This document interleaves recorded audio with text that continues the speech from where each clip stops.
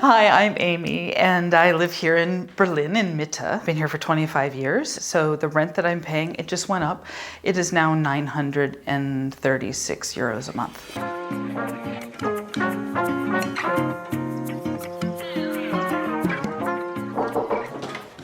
Hi, I'm Amy. Welcome to my home. Come on in. So this is the kitchen. I have to say, this is like the last thing that I did to the apartment. After being here for 25 years, you'd think I would have done it sooner, but it took the first lockdown of COVID for me to say, you know what, screw this, it's time to build in a kitchen. I decided to pull in some of the wood, which helps the distressed floor actually make sense. Otherwise, it would have looked very sad. On top, you see there's lots of artwork. This is a thank you note from Maurizio Catalan, who I wrote an article about in the 90s when he was still an up-and-coming artist. If you come around here, you can see I've got some wallpaper hanging on the wall. This is one of my own designs, but one of the challenges here in Berlin is that all of the apartments are covered with what's called Rohrfaser, textured tapete. It's horrible and it's everywhere. This table I bought when I first moved to Berlin, got it at IKEA, so I've covered it with linen, and I like the wabi-sabi unironed look, which simplifies everything. This table was from the farmhouse that my father grew up in. And this then becomes actually very handy if I want to have a dinner party, because I can turn this one and turn this one, and all of a sudden I can seat 7 people. Welcome to the corner of random stuff. Starting at this end, we have things like the Darth Vader birthday cake ornament that my nephew donated to my birthday cake one year. The skull cup that I picked up at a flea market, or no, it was like an artist market in Chicago when I was in art school, like in 1989. And it has my wisdom teeth in it. You know, so random stuff like this. I have this sort of fetish for cabinets of curiosity. There are lots of little things, and each thing has a story, or it has some sort of historical component to it. And so as we go through the apartment, you'll see that this is normal. Over here, usually this table is completely filled with things. And so I'm really enjoying the luxury of the emptiness. Behind the lamp, which came first, are a collection of pieces that I call Mick lips. During the lockdown, I pulled out my old embroidery that I used to do and found these photos of Mick Jagger's lips and noticed how they changed over time. And so,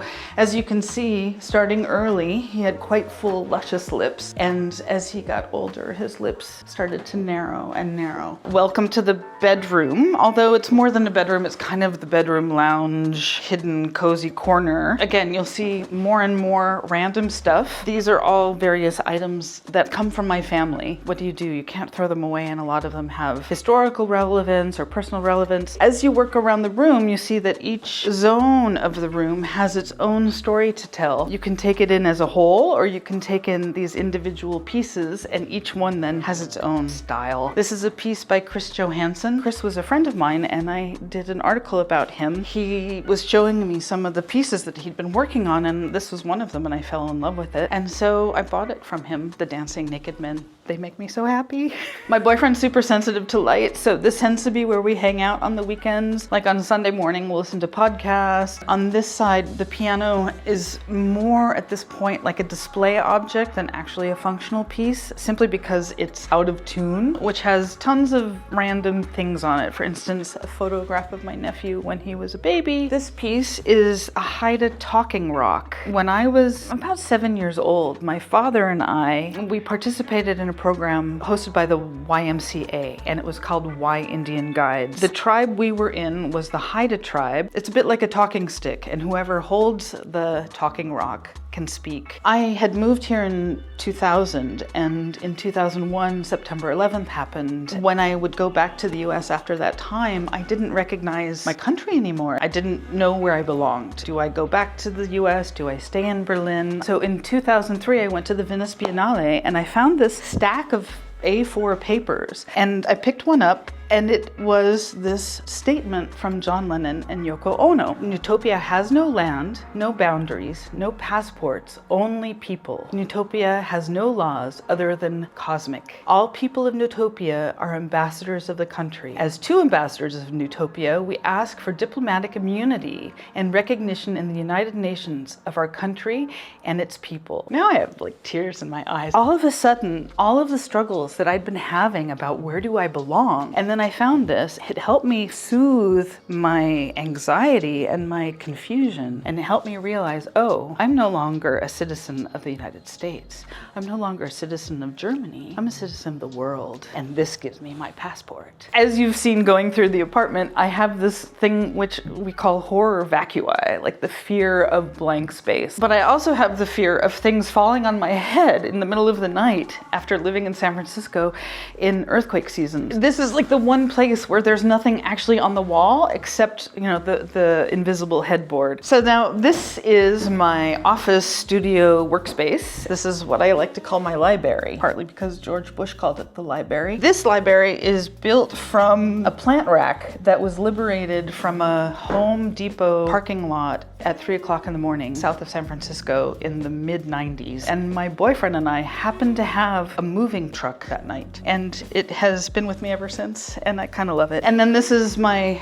I guess for lack of a better word, workstation. Also on this side, you'll see some masks. The masks are from my father. These guys sit behind me and they protect me and they scare the hell out of the people on the other side of the Zoom. This is a hawk. The feathers are actually made of the tracing paper that I found in my father's architecture studio when he died. So yeah, it's a bit of an emotional piece. On this side, as we move around, you can see stacks of books and then more cabinet of curiosities kinds of objects. This was also a family table that I inherited. But then this pot that I found on the giveaway shelf downstairs. Some things are of deep personal meaning and other things are just randomnesses that I find. I'm like, yeah, that works. I'll take that and put it in my collection. This is the place that I hang out in the morning. This is where I'll drink my coffee and sort of get my day prepared. Maybe I'll write in my journal. And then I also have a balcony, which is currently under construction in preparation for the summer. So here's the bathroom, classic turn of the century style with the white tile and the gray tile, and everything's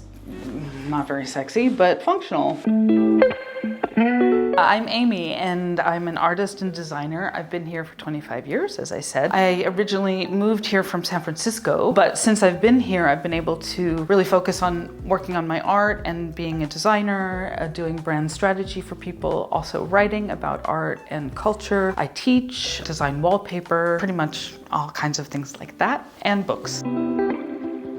The city itself has changed so much in the last 25 years. And when I first got here, it wasn't really the kind of city it is today. And so when I showed up for the apartment viewing, there were 3 other people. At the time, nobody wanted to live here. And like walking down the street, it was a bunch of old Kneipas and Schlüsseldienst and random shops that never survived. It's gone through so many different permutations. Before World Cup in 2006, it had a very sort of rough vibe that was more like a Mad Max kind of energy. A lot of experimental things going on, a lot of empty vacant lots. After 2006, after the World Cup, Berlin at that point became more of a magnet for international artists and, you know, people from all over the world just wanting to come and experience it. And with that though also came weird experiments, different boutiques on the street that never had a chance of surviving. So over the years, I've seen not just 1 or 2, but I would say 7 or 8 different permutations of the city and of the street. Definitely eclectic, a mix of personal pieces from my family and from my history. Also things that I found in flea markets. Plenty of things that I found actually on the giveaway shelf downstairs in my stairwell where, you know, neighbors will leave things behind and maybe you see it and you're like, yeah, that's pretty cool, I'll take that. My inspiration comes from cabinet of curiosities, having all kinds of sort of layers of history and texture and what ends up being a ton of dust. At the end of the day, it's a combination. So you have these sort of, you know, lovely individual pieces, but then you have IKEA. For me, it's about finding the thing that has personal relevance, personal connection, and holding on to those things and allowing them space to shine and live a life of their own. When I first came to Berlin, I came here for a job and I was a creative director for a think tank here for a couple years. Everything changed after September 11th and I found myself out of a job. And in that time, I was really struggling because I didn't know where I belonged anymore and hadn't really built roots here yet because I'd been working so hard and yet didn't connect with my family and friends in the US anymore after the changes of September 11th. Being in Berlin allowed me to create for myself myself the world that I wanted and to design it in the form and the shapes of my choosing, as opposed to being so sort of in lockstep with what my normal surroundings told me I was supposed to do.